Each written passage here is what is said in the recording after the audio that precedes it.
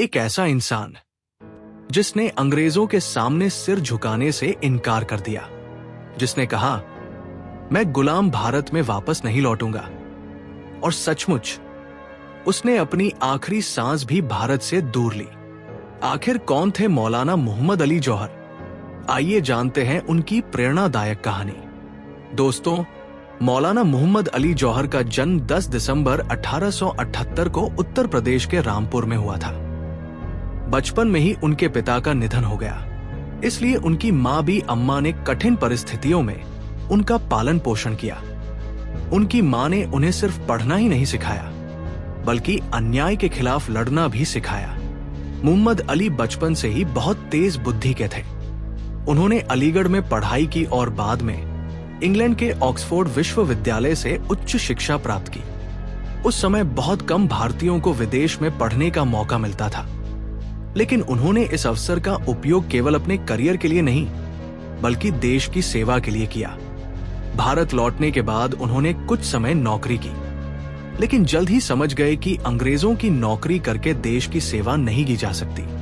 उन्होंने नौकरी छोड़ दी और पत्रकारिता का रास्ता चुना। उन्होंने अंग्रेजी का अखबार द कॉमरेड और उर्दू का हमदर्द शुरू किया। इन अखबारों में वे अंग्रेजी शासन की गलत नीतियों की खुलकर आलोचना करते थे। उनकी लेखनी इतनी प्रभावशाली थी कि अंग्रेज सरकार उनसे डरने लगी। धीरे धीरे वे भारत के प्रमुख नेताओं में शामिल हो गए। उनका मानना था कि भारत के लोगों को एकजुट होकर आजादी की लड़ाई लड़नी चाहिए। सन 1919 में प्रथम विश्व युद्ध के बाद तुर्की के खलीफा की स्थिति कमजोर हो गई। इसे लेकर भारत में खिलाफत आंदोलन शुरू हुआ। इस आंदोलन का नेतृत्व मौलाना मोहम्मद अली जौहर और उनके भाई शौकत अली ने किया। दोनों भाई पूरे देश में घूमे और लोगों को अंग्रेजों के खिलाफ एकजुट किया। यही वह समय था जब उनकी मुलाकात महात्मा गांधी से हुई।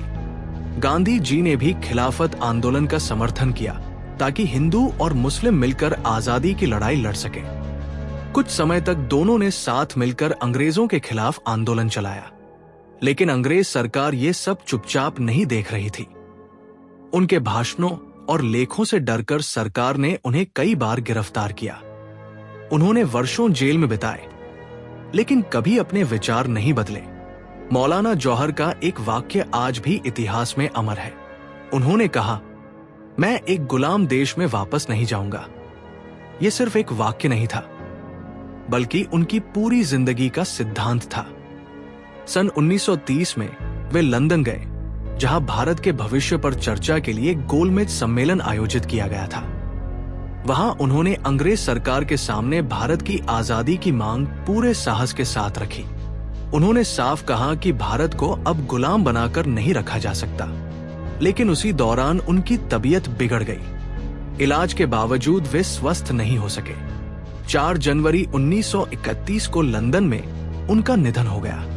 मरने से पहले उन्होंने इच्छा जताई थी कि यदि भारत आजाद नहीं है तो उनका शव गुलाम भारत में न ले जाया जाए। इसीलिए उन्हें भारत नहीं, बल्कि यरूशलेम में दफनाया गया। ये उनकी देशभक्ति और आत्मसम्मान का सबसे बड़ा प्रमाण माना जाता है। आज मौलाना मोहम्मद अली जौहर को एक महान स्वतंत्रता सेनानी, निर्भीक पत्रकार, प्रभावशाली वक्ता और साहसी नेता के रूप में याद किया जाता है। उन्होंने अपनी कलम, अपनी आवाज और अपने जीवन से ये साबित कर दिया कि सच्चा देशभक्त कभी अन्याय के सामने झुकता नहीं।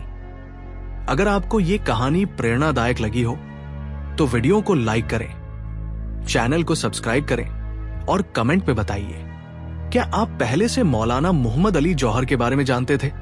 मिलते हैं अगली ऐतिहासिक कहानी के साथ। धन्यवाद।